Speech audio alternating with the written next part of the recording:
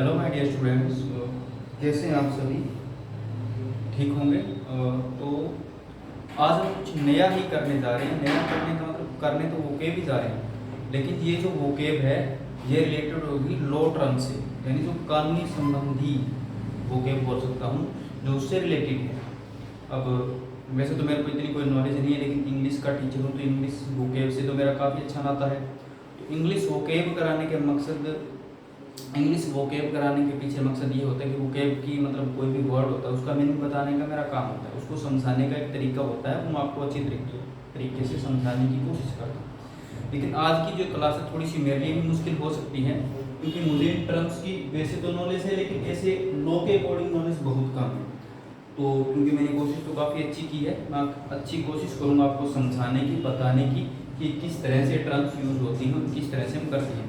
ऐसे नहीं कि इंग्लिश में इनका और मीनिंग नहीं निकलता है, मीनिंग और भी निकलते हैं इनके, लेकिन हमें उसके अकॉर्डिंग ही लेके चलना, तो उसके अकॉर्डिंग भी बात करने की कोशिश करेंगे। और ये मेरे कुछ स्टूडेंट्स है वही, या कुछ रिलेटिव भी हैं जो लोग की प्रिपरेशन कर रहे हैं, जो LLB कर रहे हैं, जिन्होंने कर लिया, जो जुडिशरी की तैयारी कर रहे हैं, उनके लिए स्पेशली करवाया गया है कि अगर इसमें बेटर हुआ तो आगे भी इसको कंटिन्यू करेंगे, लेकिन हम करेंगे जरूर, क्योंकि कहीं ना कहीं सुधार तो करना ही पड़ेगा चीज़ों में।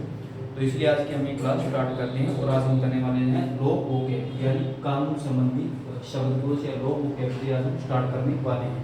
तो हमारा सबसे पहला वर्ड है डिफेंडेंट। डिफेंडेंट का मीनिंग क्या होता है? Defendant as a noun use किया जाता है, एज ए नाउन यूज किया जाता है। तो इसके मीनिंग की बात करूँ तो इसमें लिखा गया है person or organization facing a criminal charge or other legal proceedings, यानी ऐसा पर्सन, कोई व्यक्ति या कोई ऑर्गेनाइजेशन यानी संगठन जो क्रिमिनल चार्ज फेस करता है, या कोई अदर लीगल प्रोसीडिंग या कोई अदर कानूनी कार्रवाई को जो फेस करता है, उसको बोला जाता है डिफेंडेंट।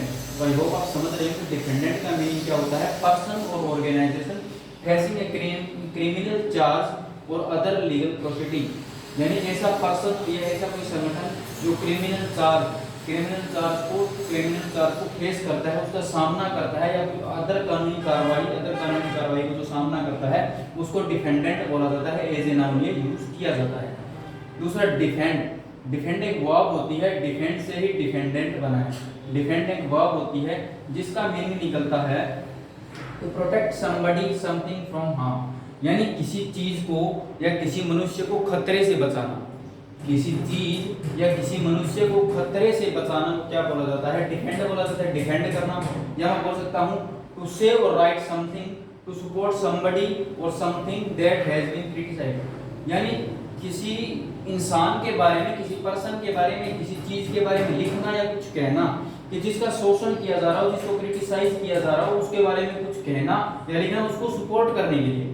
मान के चलो कोई भी ऐसे एक्ट आ गया, कोई इंसान के खिलाफ हम कुछ बोलना चाहते हैं, तो कुछ राइटर होते हैं, कुछ ऐसे लोग होते हैं जो उभर कर आगे आ जाते हैं, जैसे कि अन्ना हजारे जी आए थे, या हम बात करते हैं हमारे स्वतंत्रता से पहले गांधी जी, या बहुत से स्वतंत्रता सेनानी थे जिन्होंने ये सब करने की कोशिश की। तो कुछ लिखते थे, कुछ न्यूज़पेपर के माध्यम से लिखते थे, कुछ आंदोलन करते थे, तो कुछ कहते थे, कुछ लिखते थे, वो डिफेंड करने की ही कोशिश करते थे। हम इंडियंस को वो क्या करते थे? डिफेंड करने की कोशिश करते थे, हमें बचाने की कोशिश करते थे। बचाने की कोशिश करने के लिए उन्हें जो सही लगा वो उन्होंने किया।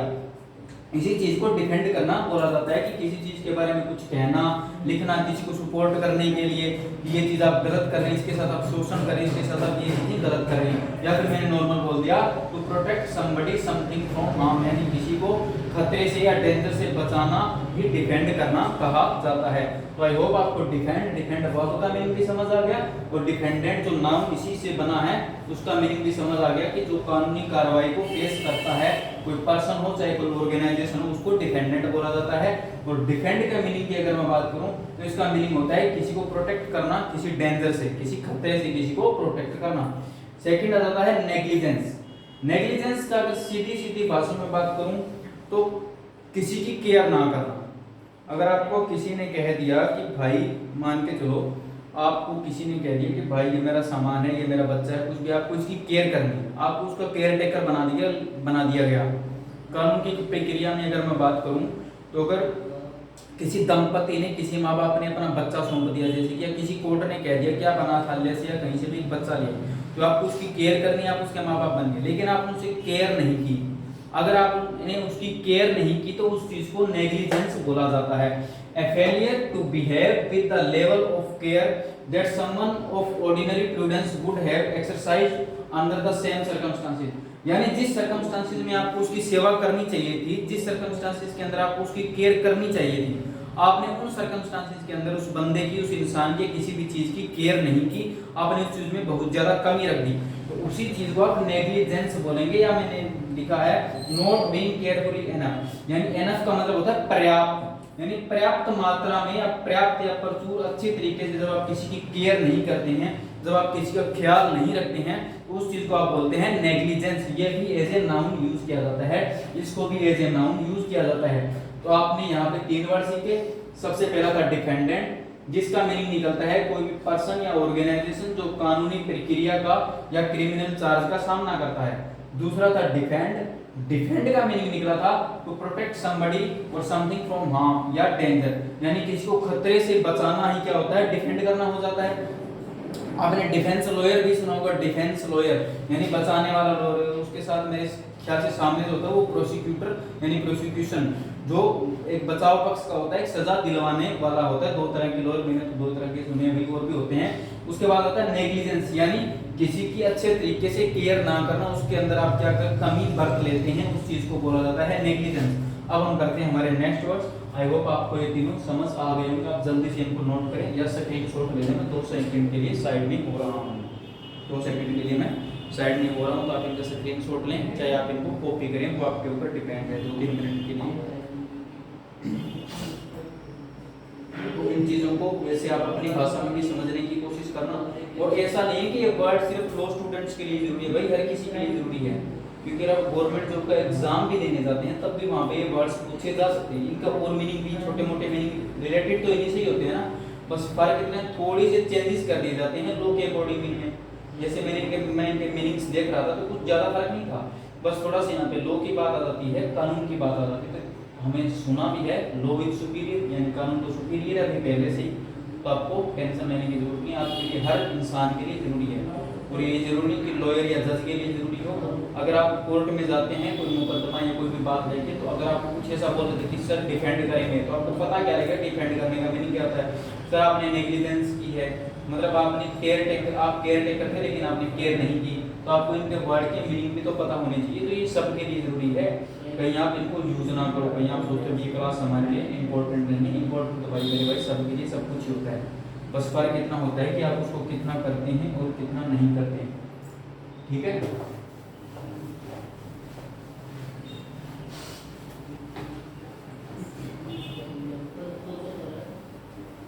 अब हमारे नेक्स्ट वर्ड्स लिखते हैं। नेक्स्ट वर्ड है भाई देखते हैं अपील करना। सबसे पहला है हमारा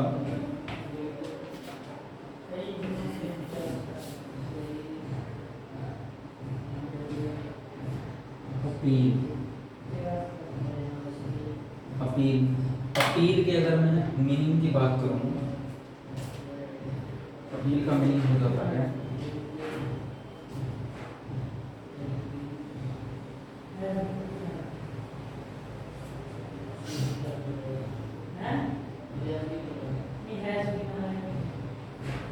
to make a serious request,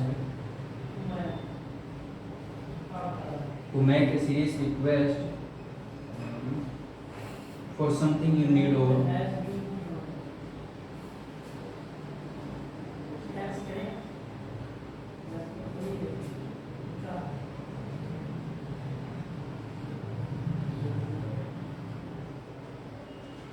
need or want very much, very much।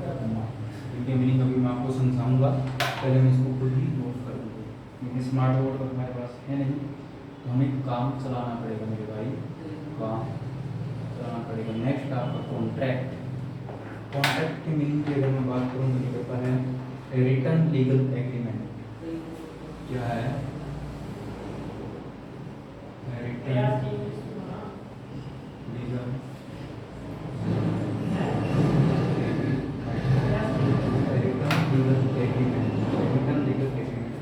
Next आता है जूरी। जूरी, तो जूरी जो होता है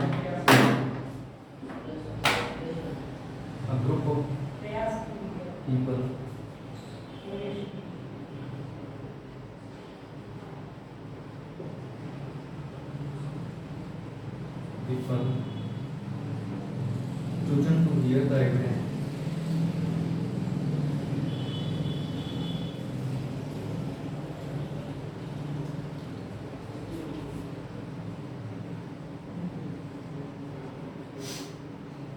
Obvious and give a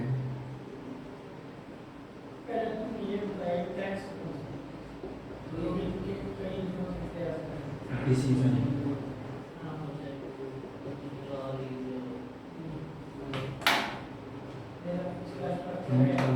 Planting.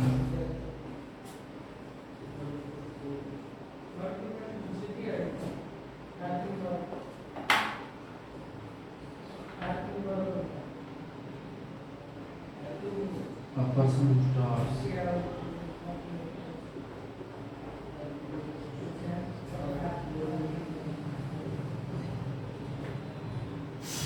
a legal action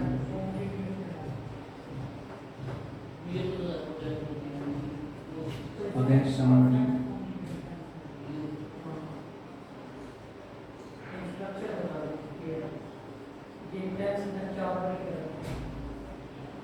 in court of law.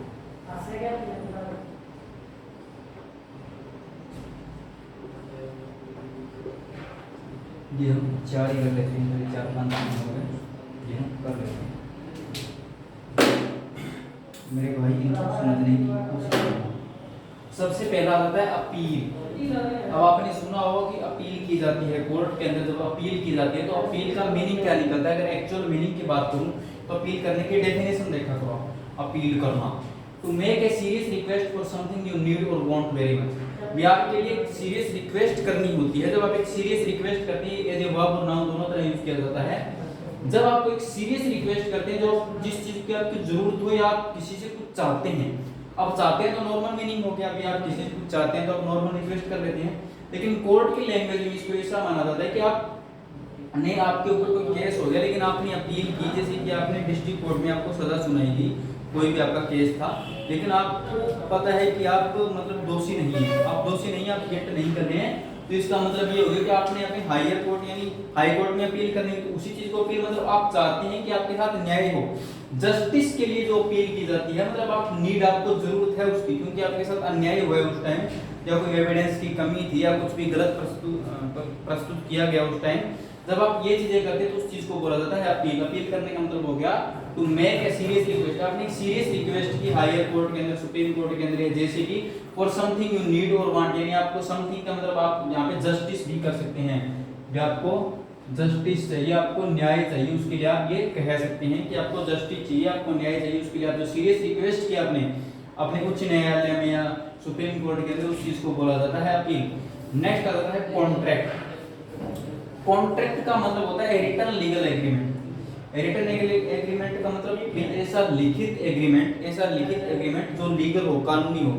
मतलब मान के चलो दो पार्टी हैं, दो प्राइवेट पार्टीज हैं, दो कंपनियां पार्टीज हो गई या कोई भी हो गया, उनके बीच में एक म्यूचुअल एग्रीमेंट बनता है जिसको कॉन्ट्रैक्ट बोलते हैं कि इतना प्रॉफिट आपका होगा। मान के चलो 50-50% की दो कंपनियां, दो पार्टीज पार्टनर है, तो उनका जो लीगल एग्रीमेंट बनता है, जो लीगल एग्रीमेंट बनता है उनका जो कॉन्ट्रैक्ट, उसी चीज को बोला जाता है कि भाई आपकी 50% साझेदारी होगी और मेरी भी 50% साझेदारी होगी, और उसी साझेदारी को कानूनी प्रकार से लिखाते हैं। यानी अगर मैं नॉर्मल बात करूं तो कई बार क्या होता है कि लोग ये कॉन्ट्रैक्ट नहीं बनवाते, फिर उनके साथ धोखाधड़ी हो जाती है। मैक्सिमम केसों में ऐसा देखा गया है, तब से लीगल एग्रीमेंट बनना स्टार्ट हो गया, यानी इस चीज को बोला जाता है कॉन्ट्रैक्ट। भी क्या आपने कॉन्ट्रैक्ट साइन किया, कॉन्ट्रैक्ट साइन करना मतलब एक रिटन लीगल एग्रीमेंट होता है जिसके अंदर दोनों की म्यूचुअल अंडरस्टैंडिंग होती है, दोनों पार्टीज की म्यूचुअल अंडरस्टैंडिंग होती है। भी हमारा 10% है तो आपका 90% है, आपका 40 है तो हमारा 60% है। इस तरह वो कॉन्ट्रैक्ट तैयार किया जाता है, जो कानूनी रूप से तैयार किया जाता है। उसके बाद कोई भी आपके साथ धोखाधड़ी नहीं कर सकता है। नेक्स्ट आता है जूरी। जूरी का एक सिंपल मीनिंग में बताऊं तो कलेक्शन ऑफ जजेस। मान के चलो ये A B C D, ठीक है, ये ए जज है, ये बी जज है, सी डी, ये सारे क्या है, ये सारे जज है भाई हमारे।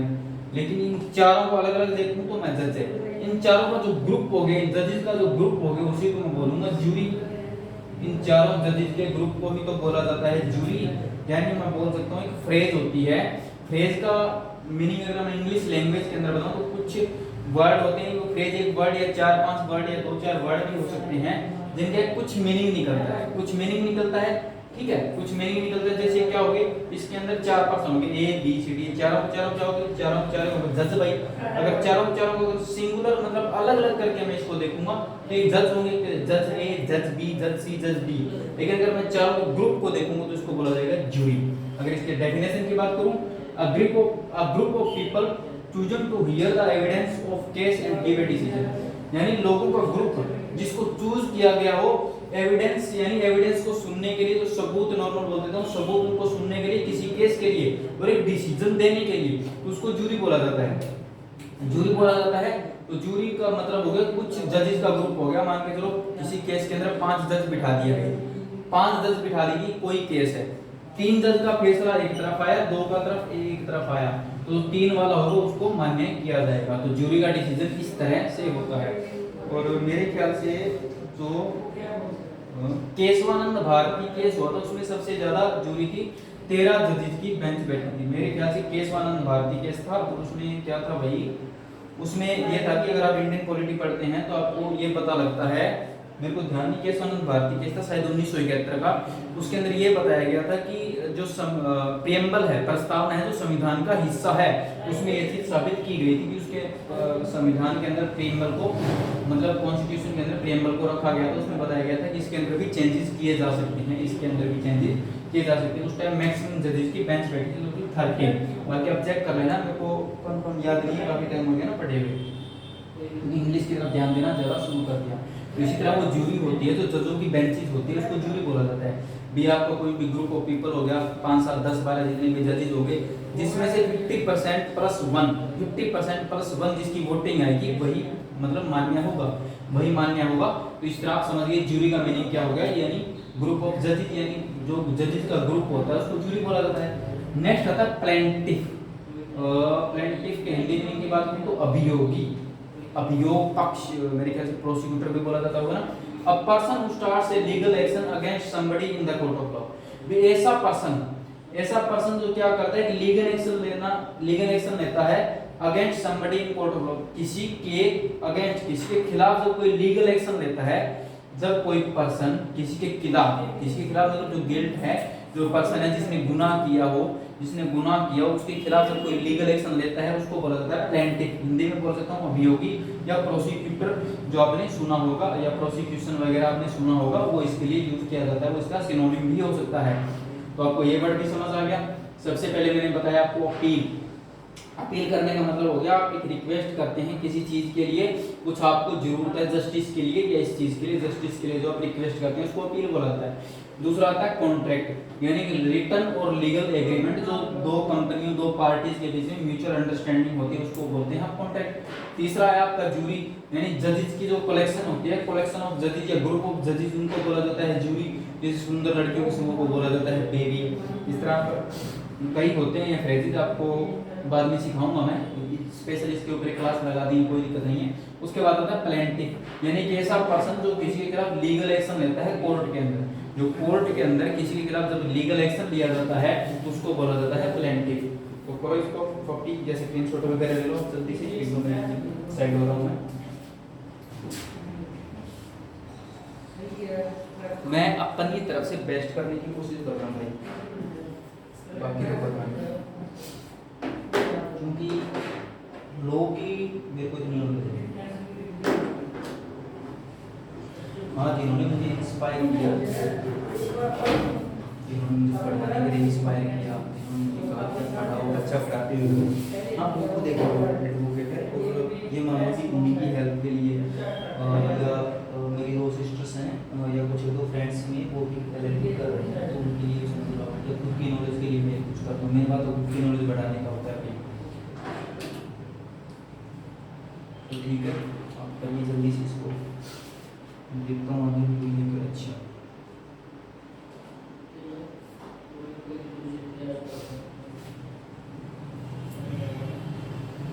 हो गया।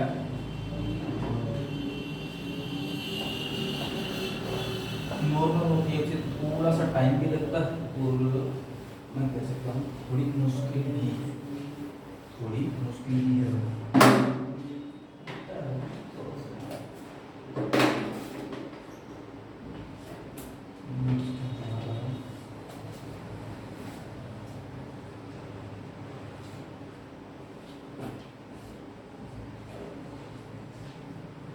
इक्वेटर।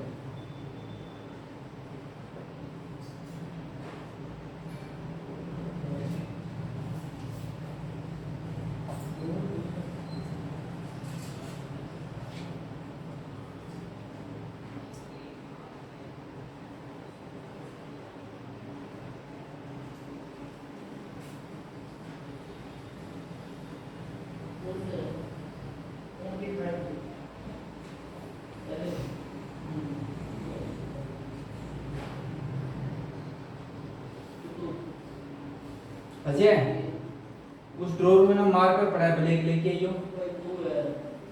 ये सामने वाले में ब्लैक मार्कर पड़ा है।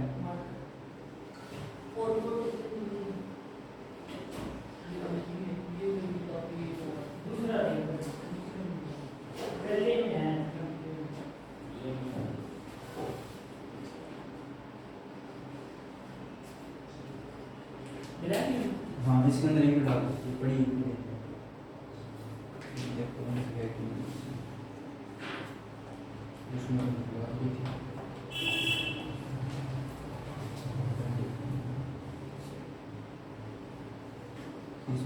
उसमें डाल दे, बाद में इसमें डाल दे।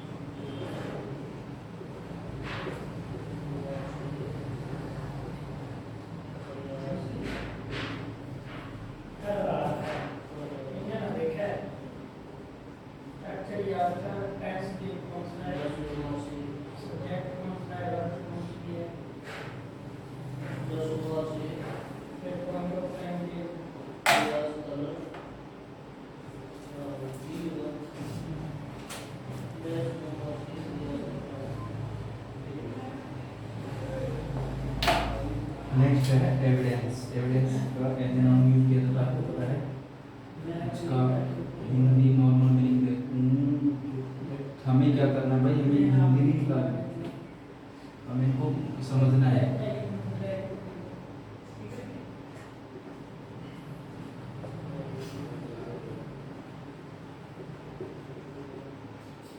रात को 1 बजे तक बैठ के जाती है तुम्हारे लिए।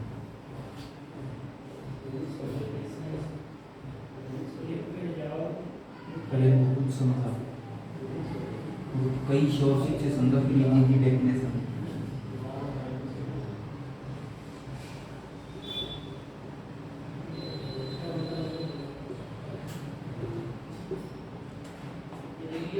तो तुम इसका बुक जरूर देना, तुम क्या समझो क्या है।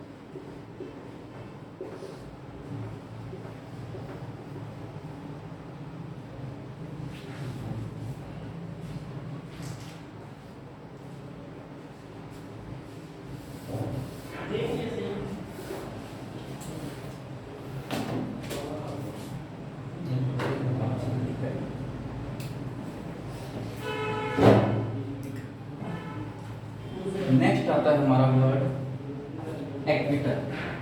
एक्विटल का मीनिंग क्या होता है? A jury verdict that a criminal defendant is not guilty और द फाइंडिंग ऑफ ए जज that the evidence is insufficient to support a conviction. यानी कई बार क्या होता है कि कुछ एविडेंस की कमी होती है, जैसे कि कोई वर्डिक्ट है, कोई मतलब जो इंसान है उसके खिलाफ मुकदमा दायर हो गया, मुकदमा दायर कर दिया गया, सज़ा सुनाएगी, उसके जो एडवोकेट होते हैं उनको इनसफिशिएंट सबूत मिले, मतलब कोई एविडेंस नहीं मिले, सफिशिएंट एविडेंस नहीं मिले, जिसकी वजह से उसको सज़ा हो गई, जिसकी वजह से उसको सज़ा हो गई, लेकिन बाद में उन्हें पता चले कि यार इसके खिलाफ जो ये बाद में सबूत मिल जाते हैं, जैसे कुछ हो जाता है तो बाद में जब उसको केस को लड़ा जाता है हायर कोर्ट वगैरह में, तो पता लगता है कि भाई ठीक है ये बंदा निर्दोष था, ये गिल्टी नॉट था, ये नॉट गिल्टी था, जिसकी वजह से उस चीज को बोला जाता है कि jury verdict that a criminal defendant is not guilty.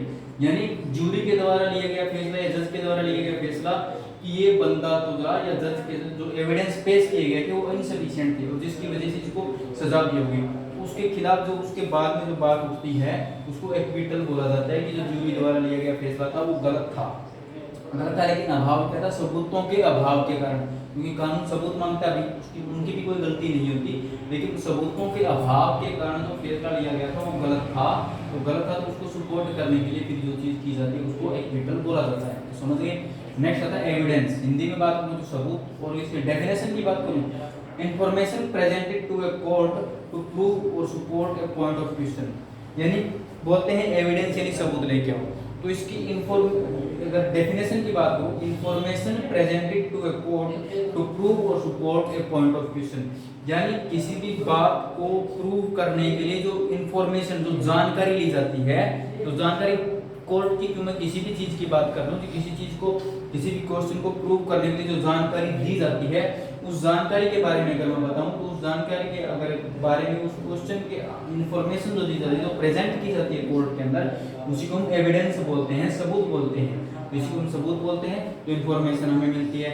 Next आता है ट्रायल। ट्रायल का मीनिंग होता है process in a court of law where a जज एटसेट्रा, जज या कोई और होता है, लिसन्स टू, लिसन के साथ टू फिक्स होता है, listens to evidence that decides if somebody is guilty of a crime और नॉट। यानी कि ऐसी प्रोसेस, ट्रायल क्या होती है, एक ऐसी प्रोसेस होती है कोर्ट ऑफ लॉ के अंदर जहां एक जज, कोई जज हो गया, या कोर्ट ऑफ लॉ जज बोल सकता हूँ, या पंच सरपंच जैसे भी हमारे न्याय करते हैं लोग गांव में लगा लो, या जिला स्तर पर, या जिस तरह भी लोग न्याय करते हैं, या कोई न्याय का पंच वगैरह जो भी होते हैं, वो लोगों की बातें सुनते हैं और उसके बाद में जो डिसाइड करते हैं, उसके बाद में डिसाइड करते हैं कि इस बंदे की गलती है, इस बंदे ने गुनाह किया है या नहीं, उस बात को बोला जाता है, उस बात को बोला जाता है ट्रायल। तो समझ गए? Process in a court of law where a जज etcetera listens to evidence that decides if somebody is guilty of a crime और नॉट। यानी वो लोग सुनेंगे उनकी बातों को, दोनों पक्षों की दलीलों को सुन लिया, जैसे कि दोनों पक्षों की दलीलों को सुन लिया, उसके बाद जो जज फैसला करेगा कि ये बंदा, इस बंदे ने ऑफेंस किया है या नहीं किया, इस बंदे ने ऑफेंस किया है या नहीं किया, तो उस चीज को बोला जाता है ट्रायल। एविडेंस यानी इंफॉर्मेशन होती है जो किसी क्वेश्चन को साबित करने के लिए, उसको प्रूव या सपोर्ट करने के लिए इंफॉर्मेशन प्रेजेंट की जाती है कोर्ट के अंदर, उसको एविडेंस बोला जाता है। एक्विटल मतलब एक ज्यूरी ने कोई फैसला सुना दिया सबूतों के अभाव में, लेकिन वो गलत था, लेकिन बाद में पता चलता है कि ये चीज तो इनसफिशिएंट थी, इनमें कमी थी, एनफ नहीं थी, तब उस चीज को बोला जाता है एक्विटल। इसको जल्दी से 1 सेकंड के अंदर कर दो कॉपी, मतलब स्क्रीनशॉट वगैरह ले लो, ये आप साथ साथ कॉपी कर भी रहे होंगे, क्योंकि मैं सोचता हूँ साथ साथ देखना पड़ता है, थोड़ा जल्दी खत्म हो जाए। यहाँ पर रोक के चाहिए 2 मिनट में इसको कर लेना, तो आपको पता है।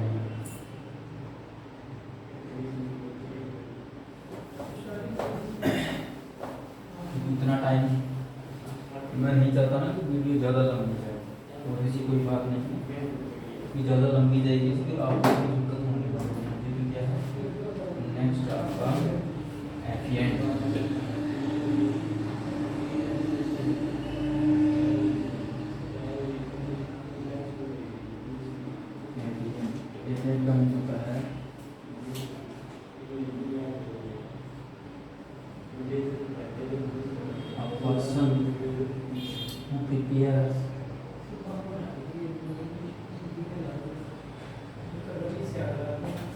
Science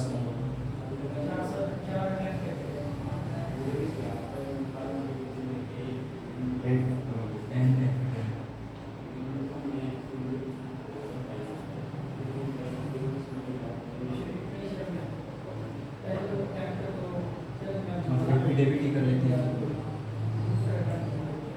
दे रहा है, ये भी आपके लिए जरूरी होगा। बोलते हैं एफिडेविट बनवा के देखिए, affidavit communication return statement use किया।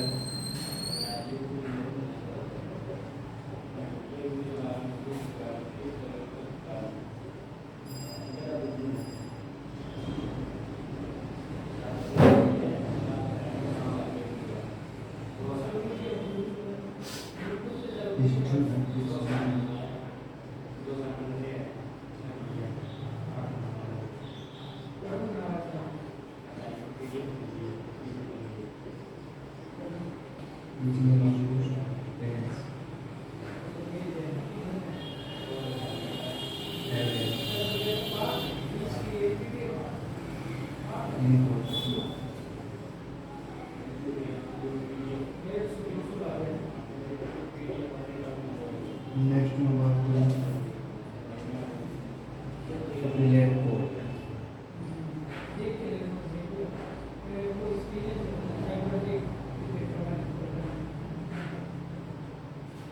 इसका मीनिंग आता है कोड ज्यूडिशल कोड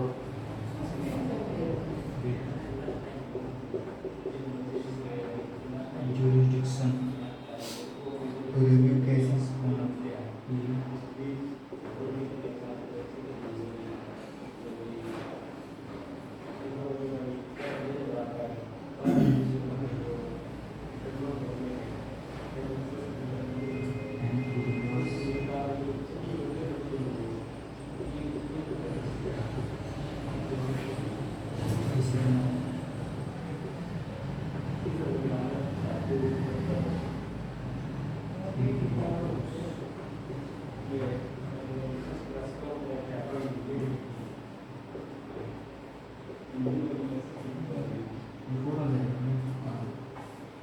Jurisdiction.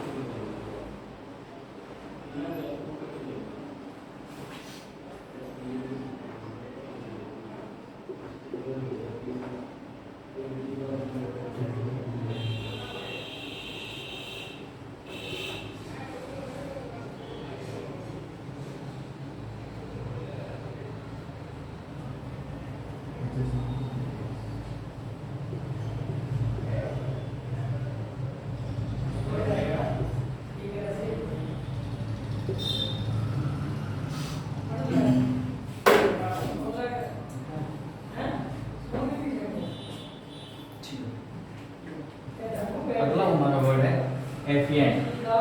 एफिएंट के मीनिंग की अगर मैं बात करूं, a person who prepares and science an affidavit, यानी कि ऐसा पर्सन जो एफिडेविट बनाता है और उसके ऊपर साइन करता है, यानी कि ऐसा पर्सन जो एफिडेविट बनाता है और उस पे साइन करता है उसको एफिएंट बोलता है। अब बात करते हैं एफिडेविट की। एफिडेविट क्या होता है? A written statement which you swear is true and which may be used as evidence in a court of law, यानी कि ऐसी एक रिटर्न स्टेटमेंट होती है, लिखित स्टेटमेंट होती है जिसमें आप कसम खाते हैं, मतलब रिटर्न स्टेटमेंट के अंदर आप कसम खाते हैं। उसमें क्या कसम होती है कि ये चीज सही है, यानी कि मैं बोल सकता हूँ शायद मेरे ख्याल से हलफनामा, एक हलफनामा तैयार किया जाता है जिसके अंदर आप बोल सकते हैं कि ये चीज सही है, आपने कसम खा ली कि ये चीज सच है, और जो जिसको यूज किया जा सकता है कोर्ट ऑफ लॉ के अंदर एक एविडेंस की तरह, यानी कि रिटन स्टेटमेंट होती है, एक हलफनामा, लिखित बयान बोल सकता हूं, मतलब लिखित बयान जिसके अंदर आप कसम खाएंगे कि ये बात सही है, और इस चीज को हम प्रयोग कर सकते हैं कि एविडेंस के रूप में कोर्ट ऑफ लॉ के अंदर। इस तरह जो इस एफिडेविट को तैयार करेगा, who prepares a written statement, अगर मैं नॉर्मल भाषा में बोलूं, अगर सीधी सी बात करूं, who prepares and science a written statement which you swear is true and which may be used as evidence in a court of law। एफिएंट की डेफिनेशन आप यहाँ से भी बना सकते हैं, सिर्फ एफिडेविट को ही बदलना है आपने। एफिडेविट की जगह आप ये चीज भी लिख सकते हैं, एफिएंट की जगह मेरे भाई, एफिडेविट की जगह आप उसकी पूरी की पूरी डेफिनेशन भी लिख सकते हैं, या बोल सकते हैं कि एफिएंट क्या होता है, जो पर्सन क्या करता है, एफिडेविट को प्रिपेयर करता है और उस पर साइन करता है। और एफिडेविट क्या होता है, ये रिटन स्टेटमेंट होती है, लिखित बयान होता है जिसमें कसम खाते हैं या बताते हैं कि ये चीज भाई सही है, ये चीज सच है। और इसको हम एविडेंस के एज एविडेंस भी कोर्ट के अंदर यूज कर सकते हैं। एविडेंस के अंदर कोर्ट के अंदर एज एविडेंस भी यूज एज एन एविडेंस भी यूज कर सकते हैं। नेक्स्ट आता है अपीलेट कोर्ट। अपीलेट कोर्ट का मीनिंग करता है a court with jurisdiction, a court with jurisdiction to review cases on appeal and to reverse decision of inferior courts। inferior का मतलब होता है निम्न, मतलब जो लोअर कोर्ट होता है उसका कोई डिसीजन होता है और जो लोअर कोर्ट का डिसीजन गलती से सबूतों के अभाव में, जैसे हमने पीछे पढ़ा था कि सबूतों के अभाव में अगर गलत डिसीजन ले लिया गया हो तो उसके ऊपर एक अपील की जाती है। जो अपील की जाती है, अपील का मीनिंग भी मैंने आपको बता दिया। अपील का मीनिंग मैंने आपको बता दिया, तो आपने क्या करना, अब आपको पता लगे कि अपील क्या होती है। जैसे यहाँ पे अपील है तो अपील क्या होती है, यहाँ ज्यूरिसडिक्शन आ रहा है तो ज्यूरिसडिक्शन की आगे मैंने स्टेटमेंट या डेफिनेशन दे दी, ये चीजें आपको पता लगती रहेगी। यहाँ पे एफिडेविट है तो एफिडेविट की मैंने आपको मीनिंग बताने की कोशिश की, वहाँ पे डिफेंडेंट है तो मैंने डिफेंड का मीनिंग बताने की आपको कोशिश की, ठीक है। तो मैंने क्या बताया, एक court with jurisdiction to review cases on appeal, यानी जो आपने रिक्वेस्ट की थी, अपील की थी, उसके ऊपर जो कोर्ट की ज्यूरिसडिक्शन होती है वो केसों को रिव्यू करती है अपील करने पे कि ये जो इनका जो फैसला गलत था वो क्यों था और किन सबूतों के अभाव में गलत था, उस चीज को रिवर्स करने के लिए जो क्या किया जाता है उसको बोला जाता है अपीलेट कोर्ट। अपीलेट कोर्ट उस चीज को बोला जाता है। नेक्स्ट आ जाता है ज्यूरिसडिक्शन। ज्यूरिसडिक्शन का मतलब power and authority of a court, यानी एक कोर्ट की पावर और अथॉरिटी होती है to hear and make a judgment in a case. कोई केस होता है उसके अंदर जो कोई बात सुनेगा, कोई बात सुनने के बाद जो जजमेंट निकालेगा उस चीज को बोला जाता है ज्यूरिसडिक्शन। तो ये क्या होती है, कोर्ट की पावर होती है या अथॉरिटी बोल सकता हूँ, to hear and make a judgment in a case, यानी किसी केस के अंदर जो आपने जजमेंट बनानी होगी, जो जजमेंट आप देंगे, पहले आप बातों को सुनेंगे और सुनने के बाद जो आप जजमेंट देंगे उसी को बोला जाता है ज्यूरिसडिक्शन। ये कोर्ट की पावर होती है। तो आपको ये चारों वर्ड भी पता लगे। सबसे पहला था एफिडेंट। एफिडेंट मतलब जो एफिडेविट बनाता है उस पे साइन करता है, और एफिडेविट यानी रिटन स्टेटमेंट होती है जो आप बताती है कि सच है, तो इसको एज एविडेंस भी यूज कर लिया जाता है। उसके बाद अपीलेट कोर्ट, यानी जो लोअर कोर्ट का जो डिसीजन था वो गलत था, उस चीज को गलत था या सही था, सही भी हो सकता है भाई, क्योंकि उस चीज के रिव्यू के लिए जो आपने अपील डाली, तो अपील डालने के बाद उस चीज को रिव्यू करती है। रिव्यू करने का मतलब मेरे ख्याल से पुनः जो भी होता है, पता नहीं हिंदी बहुत खूब है इसी बात, मतलब जो उस चीज को रिव्यू करती है, उस चीज के बारे में निरीक्षण करती है, पुनः निरीक्षण बोल सकते हैं, पुनः निरीक्षण करती है कि ये चीज सही है या गलत है जो लोअर कोर्ट ने डिसीजन दिया है, उसको अपीलेट कोर्ट बोला जाता है। और ज्यूरिसडिक्शन यानी power and authority of court, यानी कोर्ट की जो पावर या अथॉरिटी होती है, यानी जो उसकी पावर होती है कि किसी भी केस के बारे में आपने जो सुना और वो जजमेंट देंगे या उसके बारे में जो आप बात करेंगे, उस चीज को बोला जाता है अपीलेट कोर्ट।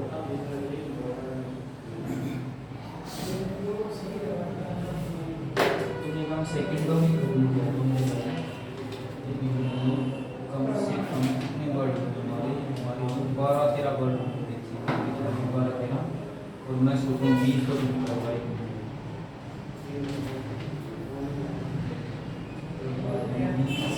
30 मिनट का काफी ज़्यादा हो गया ना।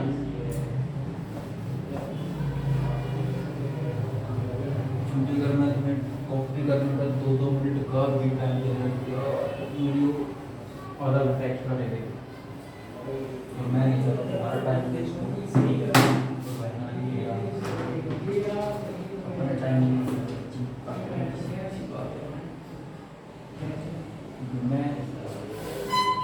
वेस्ट करूँगी। नेक्स्ट हमारा बेल मिलने का मीनिंग कुछ हो सकता है, मैं कोई नहीं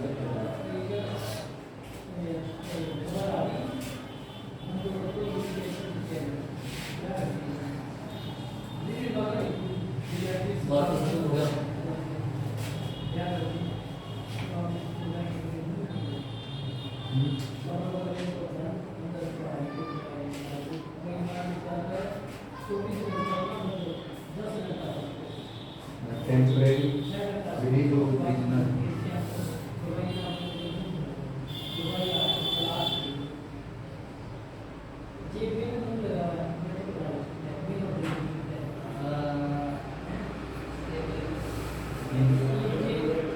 Exchange of security.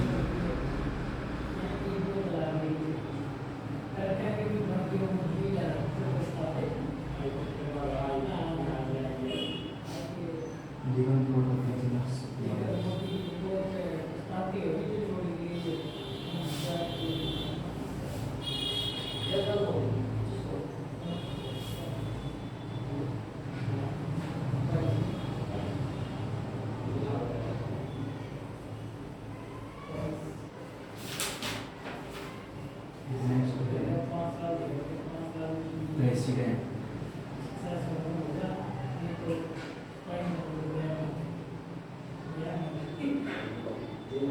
प्रेसिडेंट का मीनिंग होता है समथिंग दैट प्रीसीड्स और comes before.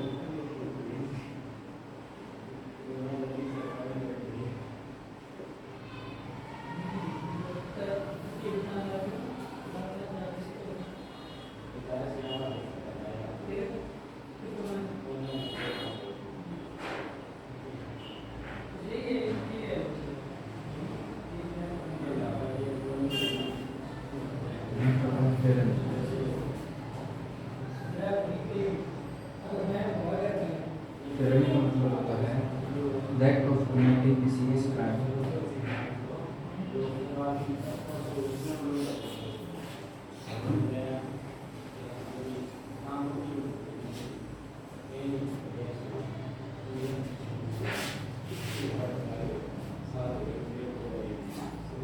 Serious crime such as murder,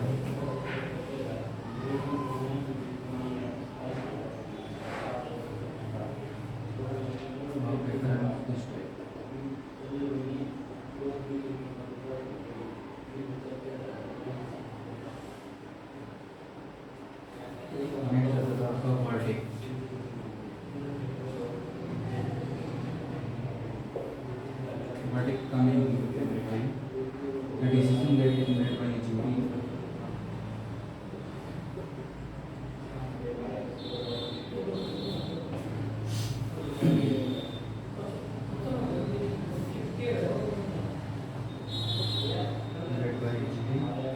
which states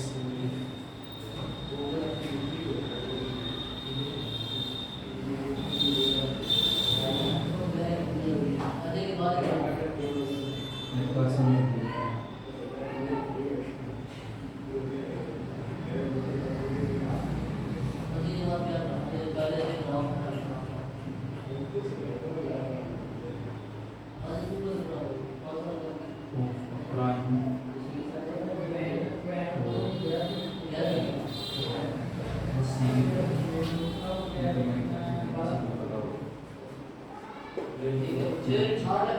It is the part of politics।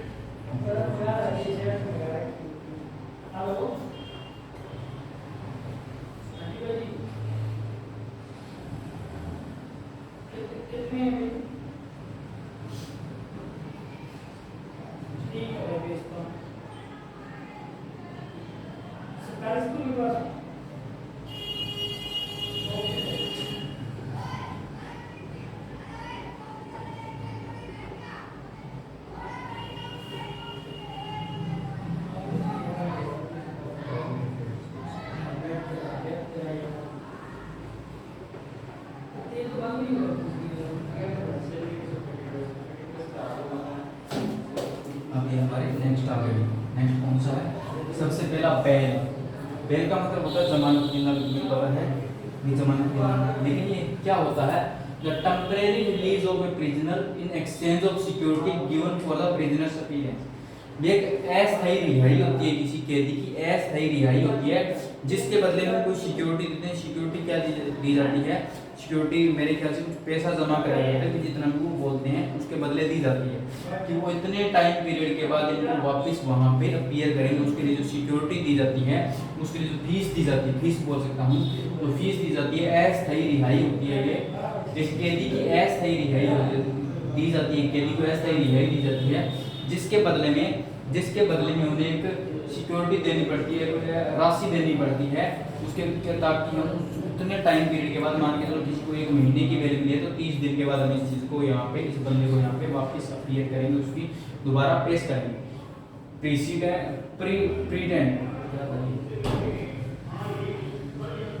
President सोच रहा हूँ कुछ और ही था।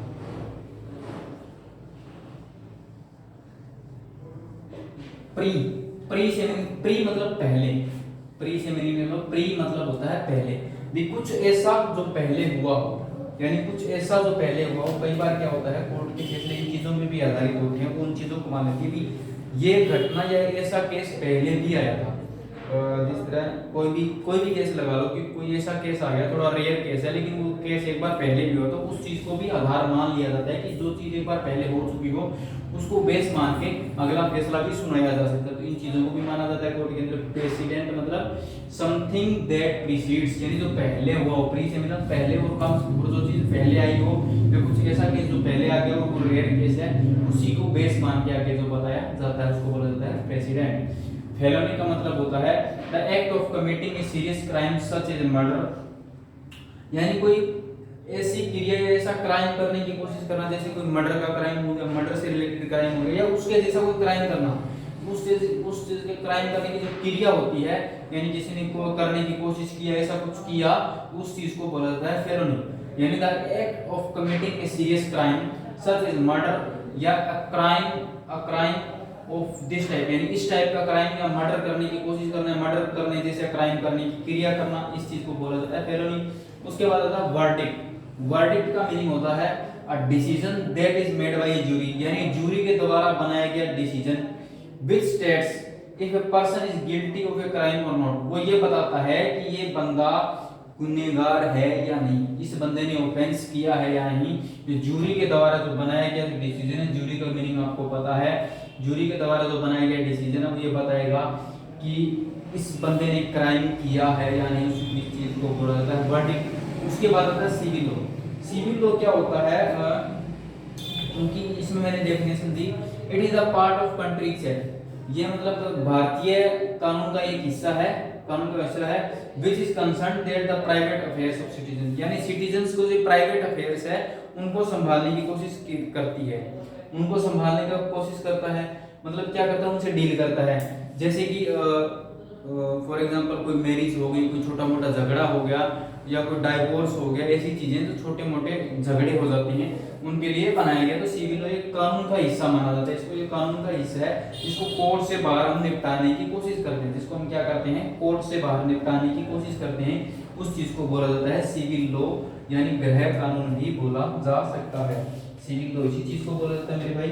तो जल्दी से सेकंड्स के अंदर इसको स्क्रीनशॉट या कॉपी लेने की, कॉपी करने की कोशिश करें।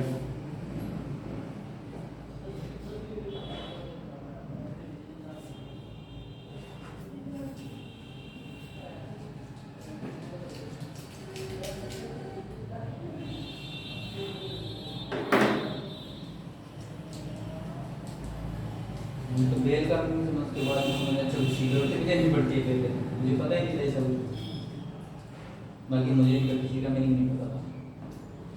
कुछ छोटी कुछ चीज़ें होती है जैसे डिफेंड करना, ये सब चीज़ तो नॉर्मल पता ही थी, लेकिन ये verdict, civil law, precedent, bail, real meaning तो मुझे भी इनका नहीं पता। ओह माय गॉड, आपकी ये बुरी खबर, लाइट जा चुकी है,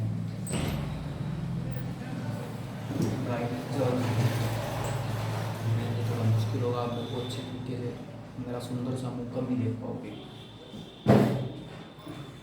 शिट,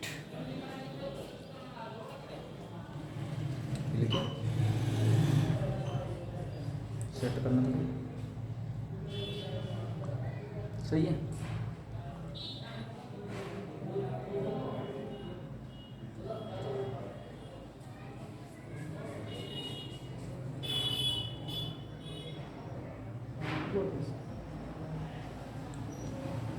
चलो थोड़ा नीचे लिख देंगे,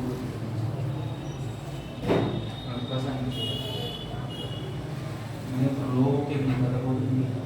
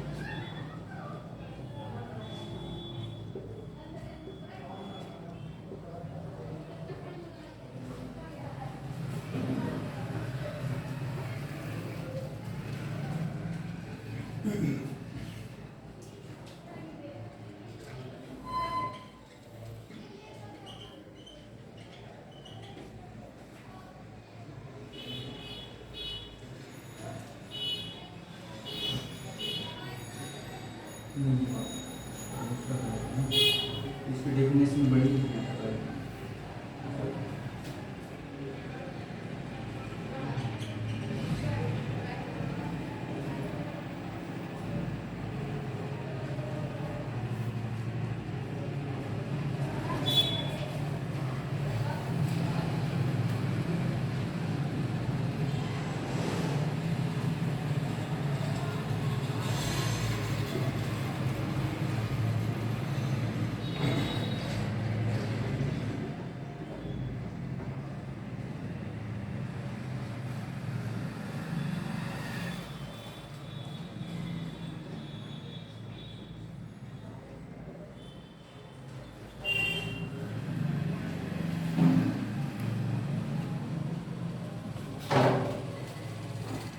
जरा समझने की कोशिश कीजिए। एडजर्नमेंट का मतलब होता है postponement of a court session until another time और प्लेस। यानी कोर्ट सेशन का जो पोस्टपोन कर देते हैं, अभी कोर्ट का सेशन चल रहा है, किसी उसको पोस्टपोन कर दिया जाता है, कुछ समय के लिए स्थगित कर लिया जाता है, किसके लिए, कोई अलग टाइम या किसी प्लेस के लिए। जैसे कि कोई कोर्ट का सेशन चल रहा है या फिर कोई केस चल रहा है, मान के चलो मतलब डिफेंस लॉयर ने मांग की कि मुझे सबूतों की और जरूरत है, मैं 1-2 दिन में जितने भी टाइम में कर लूँगा इकट्ठे, तो उस टाइम के लिए जो एडजर्न किया जाता है, court is adjourn for the day, इस तरह मेरे ख्याल से कुछ बोला जाता होगा, the court is adjourn for the day, उसी चीज़ को एडजर्नमेंट बोला जाता है। नेक्स्ट आता है असॉल्ट। असॉल्ट का मीनिंग निकलता है a sudden attack on somebody और समथिंग, किसी पे, किसी चीज़ पे या किसी इंसान पे अचानक जो प्रहार किया जाता है, अचानक जो प्रहार किया जाता है उसको असॉल्ट बोला जाता है। एडजर्नमेंट का मतलब क्या समझ गए, postponement of a court session until another time और प्लेस, यानी कोर्ट सेशन को पोस्टपोन कर देना किसी अनदर टाइम और प्लेस के लिए किया जाता है और टाइम के लिए किया जा सकता है। असॉल्ट करने का मतलब किसी से अचानक प्रहार किया जाता है, किसी वस्तु पे किया जा सकता है, चाहे वो किसी इंसान पे। नेक्स्ट आता है अफर्मेशन। अफर्मेशन का मीनिंग निकलता है असोमन एंड फॉर्मल डिक्लेरेशन और assertion in the nature of an oath that statement or series of statements is true। For example मैं क्या कहता हूँ, जब आप कोर्ट में जाते हैं तो आपने पुरानी मूवीज में देखा होगा, ज़्यादातर पुरानी मूवीज में क्या होता था, मैं गीता पे हाथ रख के कसम खाता हूँ कि जो भी कहूँगा सच कहूँगा, सच के सिवा कुछ नहीं कहूँगा, पुरुष वाले सारे झूठ बोलते हैं। तो गीता को बदनाम कर दिया उन्होंने। फिल्मों में क्या होता था, तो वो क्या कहते हैं, मैं गीता पे हाथ रख के कसम खाता हूँ, मैं जो कहूँगा सच कहूँगा, सच के सिवा कुछ नहीं कहूँगा। क्योंकि हमें माना जाता है हिंदू धर्म में भी गीता सबसे पवित्र ग्रंथ है हमारा, और उसी पे हाथ रख के क्या कर लेते थे, झूठ बोल देते थे, झूठी कसमें खा लेते थे। उसी चीज़ को बोला जाता है एक ऐसी, इसका मतलब होता है पवित्र, यानी पवित्र बात कहने, फॉर्मल डिक्लेयर करना, अपनी बातों को डिक्लेयर करना कि मैं जो भी मैं बात कहूँगा या जो भी मैं कहने जा रहा हूँ, जो भी मैं कहता हूँ प्रतिज्ञा लेता हूँ, वो का मतलब प्रतिज्ञा लेना भी होता है कि जो भी मैं कहूँगा वो सच है और जो भी मैं बातें बोलूँगा वो सारी सच होंगी। उसी चीज को अफर्मेशन, अफर्मेटिव मतलब अफर्मेटिव, अफर्मेशन मतलब अफर्मेटिव सेंटेंस जैसे मैंने करवाया था। अफर्मेटिव में हाँ, जिस चीज में एक हाँ का यानी यस का मीनिंग छुपा होता है उसी से आप रिलेट कर सकते हो। अफर्मेशन मतलब एसोलमन एंड फॉर्मल डिक्लेरेशन ऑफ असर्वेशन, यानी हाँ कर रहे हैं, क्या क्या कसम खा रहे हैं या फिर आप एक ऐसी प्रतिज्ञा ले रहे हैं कि जो भी बात मैं कहूंगा वो सच है, या जो मैं कहने जा रहा हूँ वो सच है और जो स्टेटमेंट्स होंगी वो सारी ही सच होंगी। इस चीज को हम इस तरह बोलते हैं। दूसरा था काउंसिल।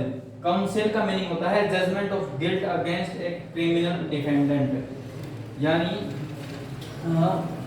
जो क्रिमिनल डिफेंडेंट है उसके अगेंस्ट जो मतलब एक जजमेंट ली जाती है, जो जजमेंट ली जाती है उसको बोला जाता है काउंसिल। क्रिमिनल डिफेंडेंट के अगेंस्ट जो जजमेंट ली जाती है उसको काउंसिल बोला जाता है। तो ये चारों वर्ड भी आ गए। एडजर्नमेंट का मतलब पोस्टपोन करना कोर्ट सेशन को।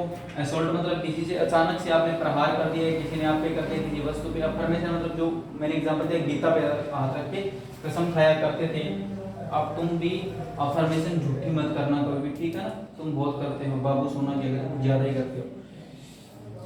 अब क्या बताएं, बेचारे कहते मेरे बाबू ने खाना खाया, कहता नहीं मैंने तो नहीं करा, अब 4-4 रोटियां ठूस के पड़े रहते हैं तो वापस कर कहते हैं हमने तो कुछ खाया नहीं। कहता बाबू आप नहीं खाओगे, मैं नहीं खाऊंगा ना, मैं नहीं खाऊंगी। बापू की जगह मैं नहीं खाऊंगी, बापू कॉन्फिडेंस है। बापू कहते हैं चलो चल रहा है, चल रहे हैं तो बढ़िया टाइम पास हो रहा है, तो बापू के चक्करों से बाहर रखो और अपने काम पे ध्यान दो, पढ़ाई पे ध्यान दो। काउंसिल मतलब कोई क्रिमिनल जो डिफेंडेंट है, डिफेंडेंट का मतलब मैंने आपको बताया था, आपको मेरे ख्याल से दोबारा बताने की जरूरत नहीं है। क्रिमिनल डिफेंडेंट के खिलाफ जो जजमेंट ली जाती है क्रिमिनल डिफेंडेंट के खिलाफ नहीं, मतलब जो गिल्टी है यानी जिसने ऑफेंस किया है उसके खिलाफ जो जजमेंट ली जाती है उसको काउंसिल बोला जाता है, काउंसिल बोला जाता है। मेरे भाई जल्दी से कॉपी करो, मेरे ख्याल से 2 या 3 वर्ड और रह गए आपके, फिर वो करके कर दिया। ठीक, क्या आर्बिट्रेशन,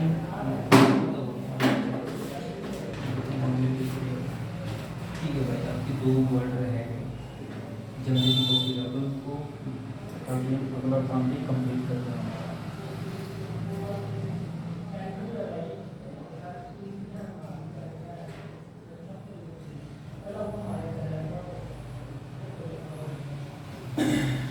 हो गया? That's good, my dear students. That's good.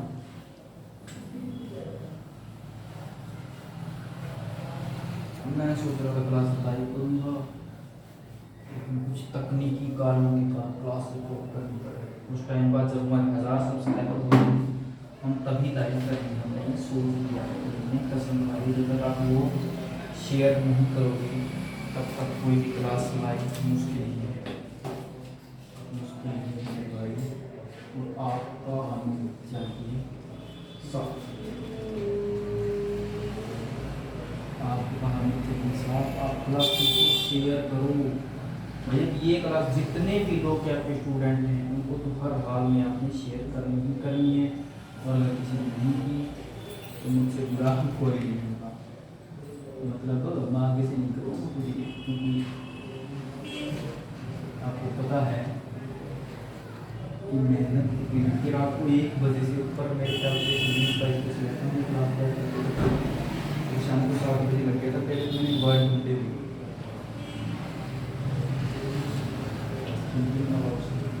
Word ढूंढे, फिर उनकी वहाँ पे समझ नहीं आया, फिर अपनी तरफ से कुछ बनाने की कोशिश की, फिर उनके बारे में जानने की कोशिश की, तो टाइम तो लगेगा। मतलब स्टार्टिंग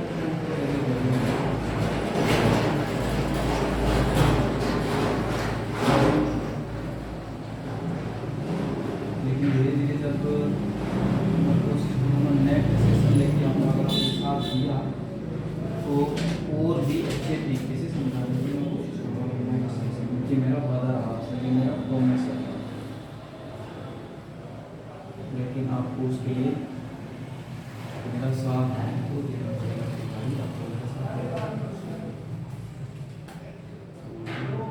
सबमिटिंग केस और डिसीजन।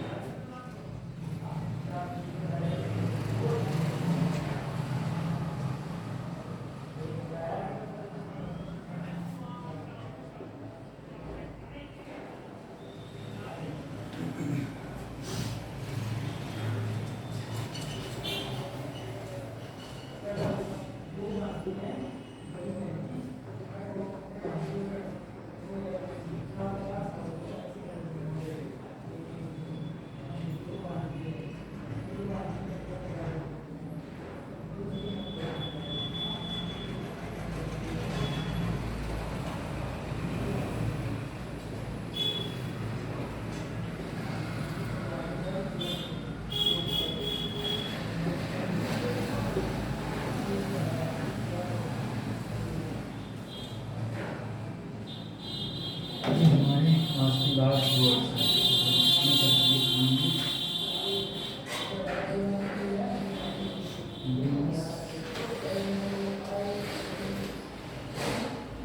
मेरे घर से 22 वर्ड होते हैं, काउंट कर लेते।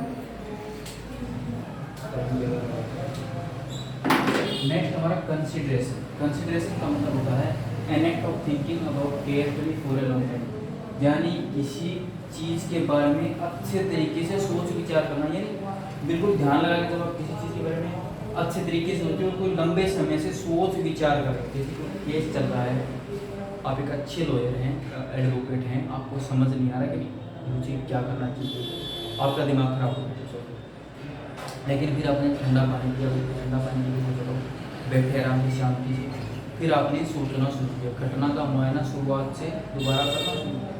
तब आपने सोचा भी काफ़ी टाइम नहीं कि हाँ ये हुआ ऐसे हुआ, तब आपको पता लग जाता है कि ये चीज़ें ऐसी होती हैं।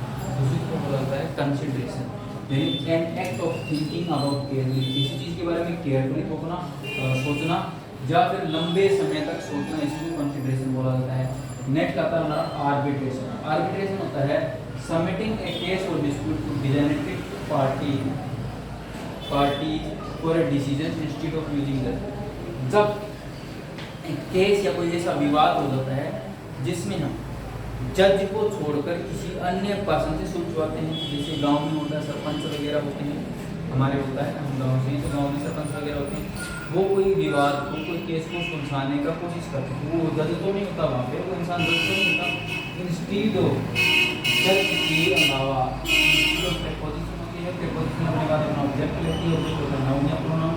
नाउन और प्रोनाउन तो V1 plus ING verbal noun बनता है, वर्बल नाउन बनता है इंस्टीड ऑफ यूजिंग ए जज, यानी जब कोई केस हो जाए, कोई विवाद हो जाए, कोई डिस्प्यूट हो जाए, कुछ पार्टीज के बीच में हो जाए, दो लोगों के बीच में हो जाए, उसको जज के अलावा कोई और सुलझाए, जज के अलावा जब कोई और सुलझाता है तो उसको बोला जाता है आर्बिट्रेशन। समझ गए, आर्बिट्रेशन। तो कंसिडरेशन था भी किसी चीज़ के बारे में लंबे समय तक सोचना या अच्छे तरीके से सोच विचार करना। आर्बिट्रेशन जज के अलावा कोई और बंदा केस को सुलझाए तब उसको बोला जाता है आर्बिट्रेशन। मेरे भाई मेरे दोस्तों, ये थी लो हो गए, तो लो से रिलेटेड हो गए सी, और इनका मैंने मीनिंग भी अकॉर्डिंग टू लो ही बताया है। कोई एक्स्ट्रा खरपतवार ऐड करने की कोशिश नहीं की है, क्योंकि इनमें और भी निकलते हैं तो नॉर्मल लाइफ से भी रिलेटेड निकलते हैं, लेकिन मेरा मकसद था आज की क्लास को सिर्फ लो से रिलेटेड रखने का। तो आपने लो से रिलेटेड ये कुछ वर्ड सीखे और इनको जानने की कोशिश की। तो आपने सभी ने इस वीडियो को ज़्यादा से ज़्यादा शेयर करना है। मुझे चाहिए आपका साथ, आपका विकास, आपका साथ और आपका विकास, क्योंकि आप हैं तो हम हैं, और आपने एक एक वर्ड को अच्छे तरीके से करना है। आपने एक एक वर्ड को अच्छे तरीके से करना है और ज़्यादा से ज़्यादा शेयर करना है। और आपने मुझे एक छोटा सा अकाउंट है मेरा वेब का, जिसके अंदर मैं डालता हूँ सारी की सारी चीज़ें, उसको भी फॉलो करना है, जिसमें डेली लाइफ, लो idiom phrases, one word substitution, antonyms, synonyms, लो vocab, medical vocab, science vocab, economics vocab, हर तरह की वोकैब टाइम टू टाइम रोज एक पोस्ट की जाती है। इसके साथ साथ आपको यहाँ पे कुछ एक्स्ट्रा भी मिलता है। एक्स्ट्रा क्या मिलता है आपको यहाँ पे? डेली मोटिवेशन भी मिलता है, मोटिवेशन रील्स के थ्रू आपको स्पोकन सेशंस भी मिलती हैं। स्पोकन सेशंस के अलावा वोकेब की रील्स भी मिलती हैं।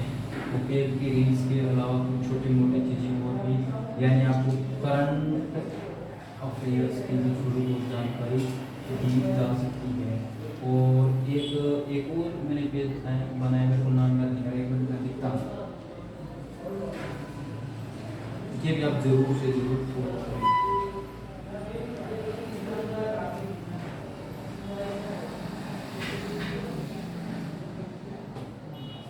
Current affairs knowledge, current affairs इसमें करंट अफेयर्स या नॉर्मली जीके किया करंट अफेयर की इंफॉर्मेशन, जीके किया करंट अफेयर्स की नॉलेज दी जाती है। इसमें आपको मेरे किसी आपको, ये मैंने अभी हाल फिलहाल ही बनाया है, मतलब भाई हैंडल कर रहा है इसको, कजन है वो हैंडल कर रहा है, मैं इसको करता हूँ, ठीक है। तो आपने ये चीज़ें ध्यान करनी है और एक एक वर्ड को अच्छे तरीके से सीखना है। और रही बात, दो बातें बोलता हूँ, आप अच्छे तरीके से सुनो। आपके पास मेरे भाई दो रास्ते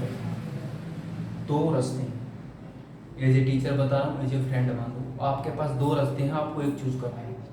आपने जो पास्ट में खो दिया, कुछ भी था, टाइम था, दोस्त थे, कुछ भी खो दिया, उन चीज़ों को साइड में, या तो उन्हीं में पड़े रहो, उन्हीं में रोते रहो, अपनी लाइफ स्पॉइल करते रहो, क्योंकि सीधी सी बात है, तुम्हारे दुख मेरे भाई तुम्हारे ही रहेंगे, ना कोई सुनने वाला है ना कोई समझने वाला है। तुम मेरे जैसे किसी को बता भी दोगे, सारा मजाक ही बनाएगा और कहेगा क्या जरूरत थी तेरे को इन चक्करों में पढ़ने की, चाहे कोई लड़की का चक्कर हो जाएगी, तो चाहे तुमने अपनी लाइफ कैसे भी स्पॉइल की हो, चाहे तुम गलत काम में पड़ गए, चाहे तुमने शराब पीनी शुरू कर दी या नशे करने, कुछ भी लगा लो, मैं हर तरीके से कह रहा हूँ कि तुमने ये सब किया और तुमने ये सब करने के बाद तुम अपनी दूसरी लाइफ में जी रहे हो, पड़े रहते हो, सेट रहते हो, दिमाग खराब, खुद तो परेशान हो, घर वालों को भी परेशान करते हो मेरे भाई, तुम घर वालों को परेशान करे, उधर से घर वाले परेशान, हमारा बेटा बेटी इस चीज़ में पड़ा चक्कर क्या है ना, उनको बता रहा है ना कि ढंग से खा पी रहा है, ये सब चीज़ें उनको बहुत ज़्यादा परेशान करती है। क्योंकि माँ बाप ऐसी चीज़ होती है जिनको हमारी छोटी छोटी बातों को पता होता है, उन्हें पता होता है कि हमें क्या दुख हो रहा है, क्या दुख नहीं है, उन्हें एहसास होता है इस चीज़ का। तो तुम तो खुद तो दुखी हो, उनको क्यों दुखी कर रहे हो? बचपन से उन्हें दुखी तो करते आ रहे हैं, हमने किया क्या है यार, 1% नहीं किया था, हम स्टूडेंट से, या हमने तो 2-4 लाख कमा के दे दिए, हम उन्हें कहीं घुमा लाए पहाड़ों पर, या हमने उनको ऐसी इच्छा पूरी कर दी कि हम कामयाब हो चुके हैं, फिर तो हम माने कि हमने कुछ 1-आधा% किया, हमने, मैंने तब तक अपने माँ बाप के लिए 1% भी नहीं किया। मैं ये मानता हूँ जिस दिन मैं अच्छे तरीके से कामयाब हो जाऊँगा और उन्हें उनकी पसंदीदा जगह घुमा के लेकर उन्हें अच्छी अच्छी जगह शॉपिंग कराऊँगा, तब मानेंगे मैं कुछ 1-आधा% कर रहा हूँ। ये चीज़ें आप ध्यान रखो। और दूसरा रास्ता क्या आया? दूसरा रास्ता अब जो चल रहा है उसको स्वीकार करो, यानी उसको एक्सेप्ट करो अपने प्रेजेंट को, और प्रेजेंट के साथ चलने की कोशिश करो। भगवान जानता है आपके लिए क्या अच्छा है क्या बुरा, वो अपने लिए सब कुछ करेगा। आप अपनी जगह सही होनी चाहिए, आपको कोई गलत फहमी नहीं कि अगर आप गलत हैं, सीधी सी बात है, अगर आप गलत, आप लोग स्टूडेंट हैं, नॉर्मल सी बात है, अगर आप गलत हो आपको पता होता है कि आप कहाँ गलत है कहाँ सही है, आपको अच्छी तरीके से पता होता है, हर इंसान को पता होता है कि वो गलत है तो है, बस वो बहाने ढूंढते रहते हैं, कोई मेरे को गलत ना कहे, कोई मेरे को ये ना कहे, अगर मैं गलत हूँ तो वही हूँ, इंसान हूँ, भगवान हूँ नहीं, तो मेरे से गलती ना हो।